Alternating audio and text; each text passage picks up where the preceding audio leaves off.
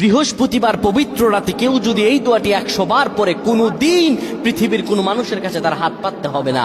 পৃথিবীর সবকিছু তার পায়ের নিচে আল্লাহ হাজির করে দিবেন। দারিদ্রতা থেকে মুক্তি দান করবেন, বিপদ আপদ থেকে মুক্তি দান করবেন, তার সম্মানকে সুউচ্চতা দান করবেন, অসুস্থতা থেকে দূরে রাখবেন।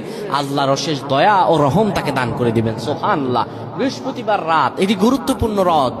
এই রাত সপ্তাহে একদিন আসে। আরবিতে রাত আগে আসে, দিন পরে আসে। সুতরাং বৃহস্পতিবারের যে দিন গিয়ে রাত, এটি বৃহস্পতিবার রাত নয়, এটি শুক্রবারের রাত, এটি জুমাবারের রাত, এটি দোয়া কবুলের রাত, আল্লাহর কাছাকাছি হওয়ার রাত। সুবহানাল্লাহ।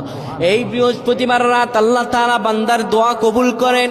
কেউ যদি বৃহস্পতিবার রাতে ঈশা নামাজের পরে পবিত্র হয়ে ইয়া হাইয়ু ইয়া হাইয়ু ইয়া হাইয়ু ইয়া রফিয়ু ইয়া রফিয়ু ইয়া রফিয়ু এই দোয়াগুলো পড়তে পারে 100 বার, আল্লাহ রব্বুল আলামিন তার মর্যাদা বৃদ্ধি করে দিবেন।